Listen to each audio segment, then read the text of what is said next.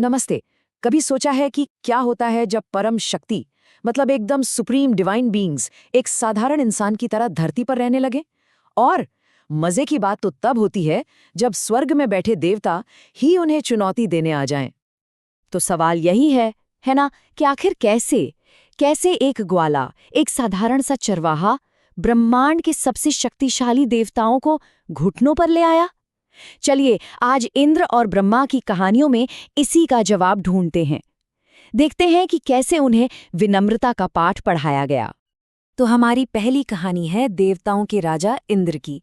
अब सोचिए जरा, आप देवताओं के राजा हैं और आपको पता चले कि आपकी पूजा कोई और ले जा रहा है। कैसा महसूस होगा? अपमानित है ना? बस यहीं से इंद्र के अहंकार की असली परीक्षा शुरू होती है। अब इंद्र इतने गुस्से में क्यों थे? बात सिर्फ पूजा छूटने की नहीं थी। नहीं, ये बात थी उनके ईगो की, उनके अधिकार की भावना की। उन्हें लगता था कि पूजा तो उनका हक है, और जब वो हक उनसे छीना गया तो उनका गुस्सा एक विनाशकारी तूफान बन गया।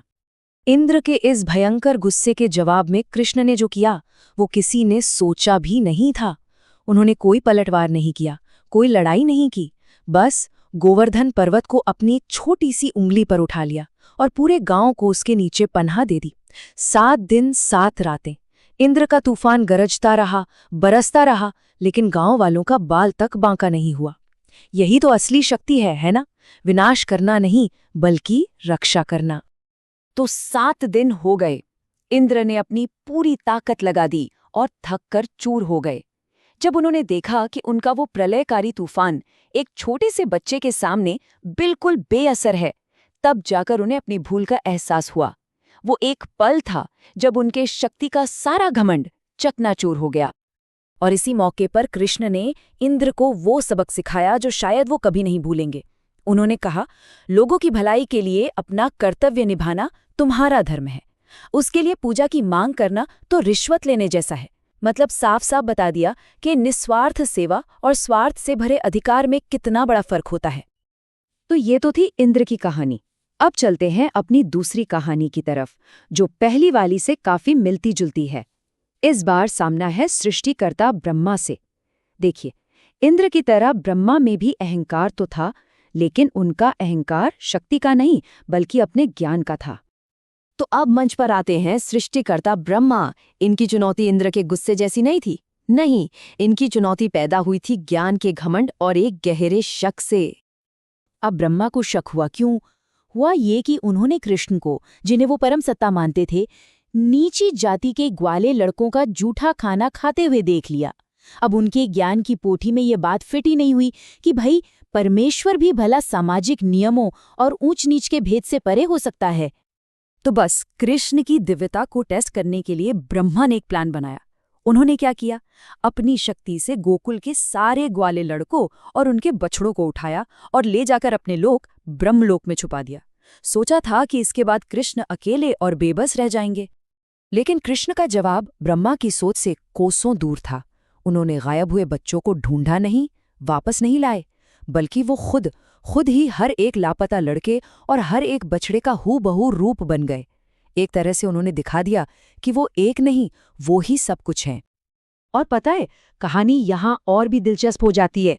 ब्रह्मा ने जो काम अपने लोक में एक पल में किया, उतने में धरती पे पूरा 1 साल गुजर चुका था। सोचिए, तो जब ब्रह्मा वापस झांकने आए, उन्हें लगा कि अरे, अभी तो 1 पल ही हुआ है, बच्चे तो वैसे के वैसे ही खेल रहे हैं। जरा ब्रह्मा की हालत सोचिए। वो ऊपर अपने ब्रह्मलोक में देखते हैं तो असली बच्चे वहां कैद हैं, और फिर नीचे धरती पर देखते हैं तो वही बच्चे कृष्ण के साथ खेल रहे हैं। उनका दिमाग ही घूम गया। सारा ज्ञान, सारा तर्क उस एक दिव्य लीला के सामने धरा का धरा रह गया, जिसे वो परखने निकले थे। तो अब इन दोनों कहानियों के सबसे जरूरी हिस्से पर आते हैं। मतलब इनका सार क्या है? अहंकार की नादानी और प्रेम की सबसे बड़ी सीख। और कृष्ण का जवाब वही इस कहानी का दिल है। उन्होंने ब्रह्मा से कहा, तुम तो सभी प्राणियों के निर्माता हो, फिर भी ऊंच और नीच में भेद क्यों देखते हो? मैं तो बस प्रेम का भूखा हूं। कितना गहरा मतलब है कि दिव्यता किसी नियम या पवित्रता से नहीं, सिर्फ और सिर्फ सच्चे प्रेम से मिलती है। तो कृष्ण के हिसाब से परम सत्य क्या हुआ? पहला, कि ईश्वर हर जीव में एक समान बसता है। दूसरा, ये जो जाति और ऊंच नीच के सामाजिक बंधन है, ये सब एक भ्रम है, एक इल्यूजन है। तीसरा, कि प्यार सारे नियमों, सारे बंटवारों से ऊपर है। और आखिर में प्रेम से दिया गया एक छोटा सा निवाला भी सबसे बड़ी भेंट है। ये सिर्फ कहानियां नहीं है, ये तो जिंदगी जीने का एक गहरा फलसफा है। चलिए, तो अब इन दोनों कहानियों से जो हमें सीख मिली है उसे जोड़कर देखते हैं कि प्रेम का वो परम सत्य आखिर है क्या। तो आखिरी सबक क्या निकला?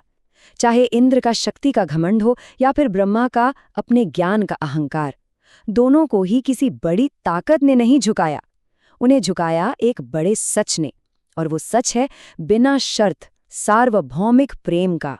कृष्ण ने उन्हें अपनी ताकत से नहीं बल्कि सच्चाई का आईना दिखाकर विनम्र बनाया। और इसी सवाल के साथ आज की बात खत्म करते हैं कि अगर दिव्यता का सबसे बड़ा पाठ विनम्रता है, तो आज की दुनिया में हम उसे कहाँ ढूंढ सकते हैं? अगर इन सदियों पुरानी कहानियों का असली मतलब अहंकार को छोड़कर प्रेम को अपनाना है, तो ये बात आज हमारे लिए कितनी जरूरी है, इस पर सोचिएगा जरूर।